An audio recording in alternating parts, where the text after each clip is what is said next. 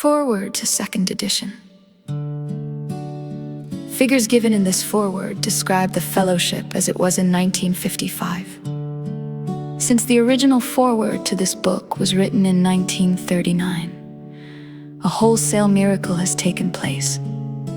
Our earliest printing voiced the hope that every alcoholic who journeys will find the Fellowship of Alcoholics Anonymous at his destination. Already, continues the early text, 2s and 3s and 5s of us have sprung up in other communities.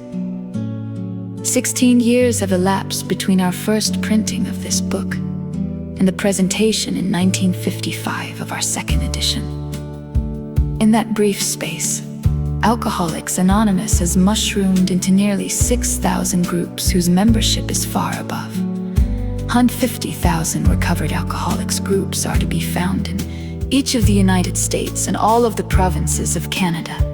AA has flourishing communities in the British Isles, the Scandinavian countries, South Africa, South America, Mexico, Alaska, Australia, and Hawaii, all told.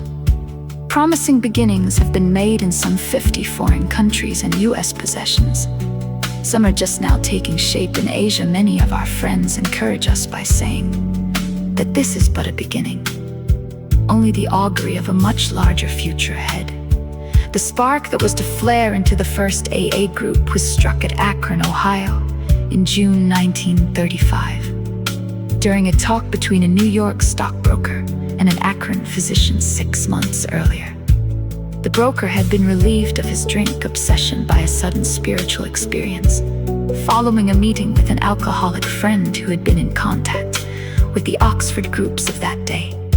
He had also been greatly helped by the late Dr. William D. Silkworth, a New York specialist in alcoholism, who is now accounted no less than a medical saint by AA members, and whose story of the early days of our society appears in the next pages.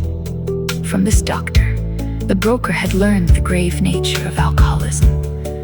Though he could not accept all the tenets of the Oxford groups, he was convinced of the need for moral inventory, confession of personality defects, restitution to those harmed, helpfulness to others, and the necessity of belief in and dependence upon God.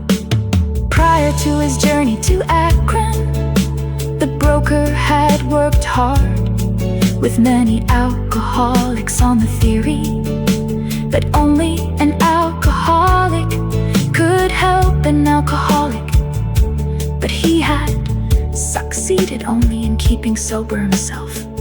The broker had gone to Akron on a business venture, which had collapsed, leaving him greatly in fear that he might start drinking again. He suddenly realized that in order to save himself, he must carry his message to another alcoholic. That alcoholic turned out to be the Akron physician. This physician had repeatedly tried spiritual means to resolve his alcoholic dilemma, but had failed. But when the broker gave him Dr. Silkworth's description of alcoholism and its hopelessness, the physician began to pursue the spiritual remedy for his malady. With a willingness he had never before been able to muster, he sobered, never to drink again, up to the moment of his death in 1950. This seemed to prove that one alcoholic could affect another as no non-alcoholic could. It also indicated that strenuous work, one alcoholic with another, was vital to permanent recovery. Hence the two men set to work almost frantically upon alcoholics arriving in the ward of the Akron City Hospital. Their very first case, desperate one, recovered immediately and became AA number 3. He never had another drink. This work at Akron continued through the summer of 1935.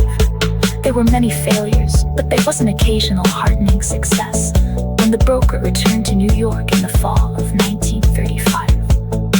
The first AA group had actually been formed, though no one realized it at the time. A second small group promptly took shape at New York to be followed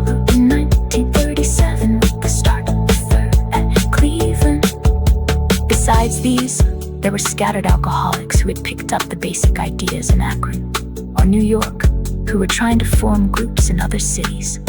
By late 1937, the number of members having substantial sobriety time behind them was sufficient to convince the membership that a new light had entered the dark world of the alcoholic.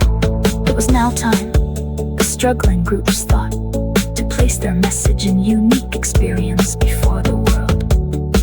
This determination bore fruit in the spring of 1939. By the publication of this volume, the membership had then reached about 100 men and women. The fledgling society, which had been nameless, now began